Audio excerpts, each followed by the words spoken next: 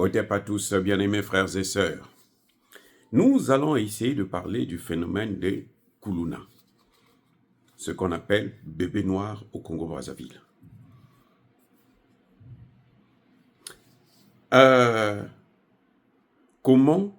Quand est-ce qu'est né ce phénomène? Nous avons grandi dans ce pays. On n'avait pas de problème de sécurité. Au Congo-Brazzaville, pour ceux qui connaissent un peu la ville de Brazzaville, vous pouvez partir du nord jusqu'au sud, à l'époque bien sûr, c'est-à-dire de Mpila, là où habite le président Sassou Nguesso, sa maison, le palais présidentiel, jusqu'au pont du Djoué, là où il y a la rivière qui sépare la ville de Brazzaville et puis le Poul. Vous n'avez pas à vous inquiéter, quelle que soit l'heure. 1 heure, 2 heures, 3 heures, 4 heures, 5 heures, 0 heure. Vous pouvez marcher. Vous faites c'est une longue distance. Hein. Ça peut vous prendre facilement 1 heure, 2 heures même de marche. Mais vous pouvez le faire la nuit. Vous n'avez même pas à vous inquiéter qu'il peut y avoir quelqu'un qui va. Non, non, non, c'était pas possible. Et il y avait, à un certain moment, la seule inquiétude, c'était même pas une inquiétude, mais c'était la police qui faisait son travail. Il y avait des milices qui travaillaient avec des policiers pour contrôler surtout les enfants mineurs. Quand vous êtes mineur, si vous vous promenez, vous n'avez pas votre carte d'identité, on ne peut pas vous identifier, on vous prend, on vous amène au commissariat, vous vous asseyez là, vous dormez au commissariat. Demain matin, un de vos parents vient vous chercher. C'était ça, la seule chose qui pouvait peut-être vous emmerder un peu. Mais sinon, non, vous n'avez pas quelqu'un qui va venir vous agresser, qui va ceci. Non, non, non, c'était pas possible. Et j'imagine qu'au Congo démocratique, c'était la même chose. Puis, subitement, on est arrivé, ça a commencé au Congo, à Kinshasa, le phénomène des bébés noirs. Des gens qui viennent, qui rentrent dans une famille, on coupe les enfants, on coupe les parents, on mini-morceaux avec des machettes. Et le phénomène est venu aussi à Brazzaville. Au Congo-Kinshasa, on appelle ça Kuluna. Au Congo-Brazzaville, on appelle ça bébé noir. En Côte d'Ivoire, il y avait les microbes. Bon, là-bas, c'était un peu loin ça, donc on ne peut pas. Mais les deux Congos, là, quand une danse sort dans l'un de ces pays, ben, la semaine qui suit, ça y est de l'autre côté. Et ça fait tout ce que le succès que la chanson, la danse mérite. Une chanson qui sort là, ça va de l'autre côté, ça fait le même succès. Donc, on se suit, on a les mêmes habitudes. Alors, il y a un problème que j'aimerais bien que les gens puissent observer.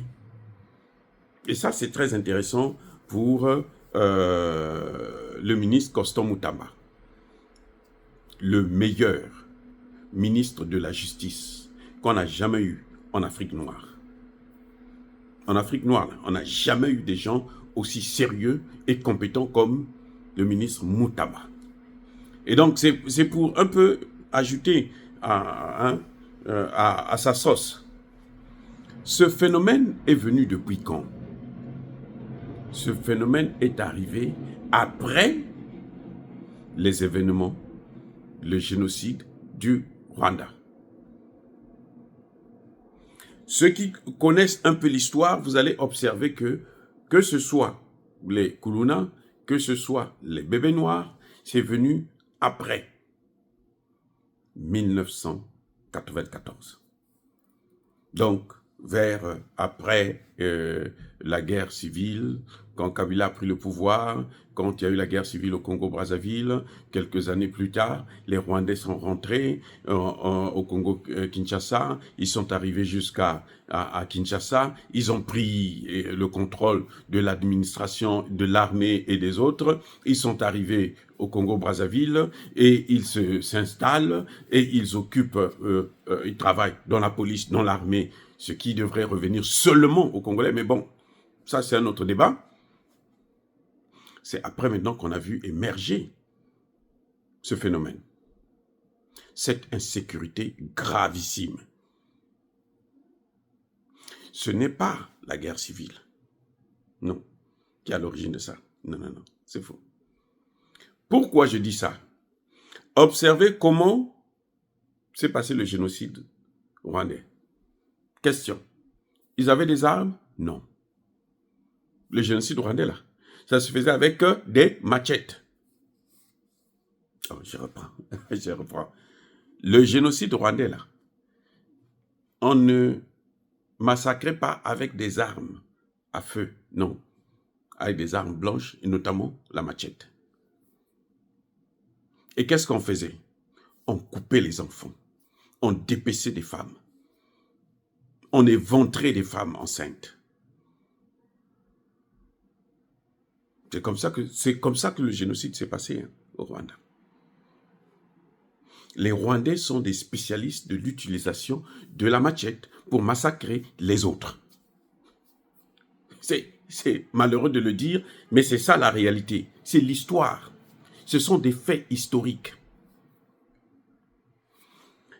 Et après qu'ils soient rentrés au Congo démocratique, on a vu que, les enfants congolais aussi ont commencé à couper, utiliser la machette, non pas pour aller faire des champs, pour aller débroussailler, mais pour dépecer des êtres humains, pour massacrer son semblable. On n'épargne personne. Enfants, mères, pères, frères, sœurs, tout ce qu'on trouve. On massacre. C'est-à-dire que c'est la même méthode de massacre qu'on a trouvée au Rwanda, qu'il y a eu au Rwanda lors du génocide de 1994. Donc, c'est bien les Rwandais qui ont émigré, qui ont appris ça, qui ont contaminé les Congolais. Vous savez, c'est très facile de imiter une mauvaise chose, un mauvais comportement. C'est très facile. C'est le bon comportement qui est difficile à imiter parce que le bon comportement ne peut imiter le bon comportement que quelqu'un qui est bon, quelqu'un qui réfléchit, quelqu'un qui est intelligent, quelqu'un qui est lucide.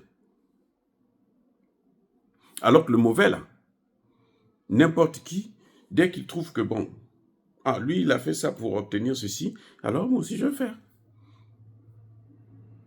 Kagame a commis un génocide pour obtenir le pouvoir, alors nous aussi, on peut utiliser les mêmes méthodes pour exister, pour manger, pour avoir le pouvoir, pour avoir l'autorité.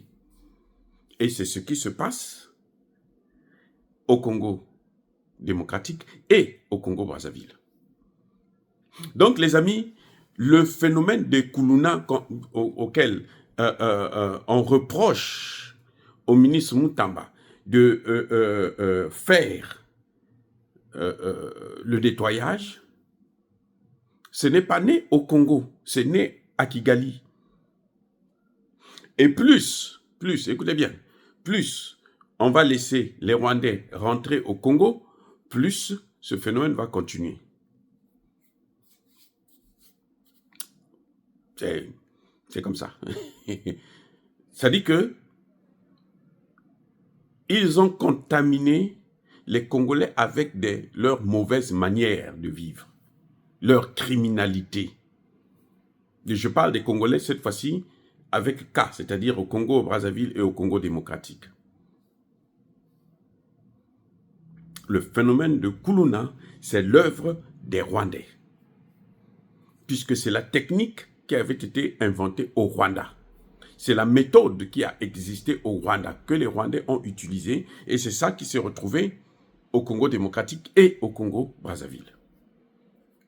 Donc, Kagame est aussi l'auteur de ce phénomène des Kuluna, que le ministre Mutamba est en train de se battre pour essayer de gérer. Et j'espère que la sanction la plus lourde que les Kuluna reçoivent, c'est la même sanction que recevront les traîtres, ceux qui trahissent la nation, ceux qui se font attraper à l'est de la RDC parce qu'ils sont venus pour massacrer des Congolais. Ces militaires, qu'on traite avec beaucoup de précautions, ils devraient subir le même sort que les Kuluna.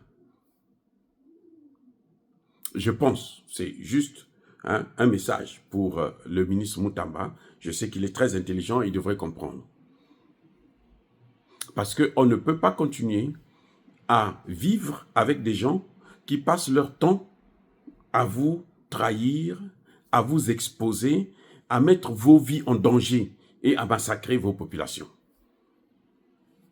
Quand on les arrête, on les traite bien. J'ai vu comment on soignait l'armée, comment ils traitaient leurs hôtes, il faut dire, leurs hôtes criminels. Je pense que le traitement qu'ils méritent, c'est celui des Kuluna. Parce que les Kuluna encore, ce sont nos propres enfants, ce sont nos propres petits frères. Et eux, ce sont des étrangers qui viennent pourrir la vie de toute une nation. Aujourd'hui, la RDC, tous les Congolais sérieux ne dorment pas à cause de cette situation qui se passe à l'Est. Je dis bien tous les Congolais sérieux. Pas la poubelle qu'on ramasse par-ci, par-là. Ceux qui n'ont qu'une seule chose, c'est avoir l'argent, jouir, faire la fête, ainsi de suite. Mais les vrais Congolais, ils savent, ils ne dorment pas depuis des années à cause d'un homme, Paul Kagame. Monsieur le ministre Mutamba, bravo pour le travail que vous êtes en train d'accomplir et recevez tous nos encouragements. Que le Dieu Tout-Puissant vous bénisse. Vous tous qui m'écoutez, soyez bénis, abondamment bénis par le Dieu des Kémites et par nos ancêtres angélisés, mais que tous ceux qui persécutent le continent africain le pillent et le déstabilisent, qu'ils soient noirs, blancs, chinois, arabes, juifs, indiens, qui qu'ils soient punis, maudits, foudroyés, neutralisés, écrasés, effacés par le Dieu des Kémites et par nos ancêtres angélisés. Vive l'Afrique éternelle, j'ai dit, et j'assume.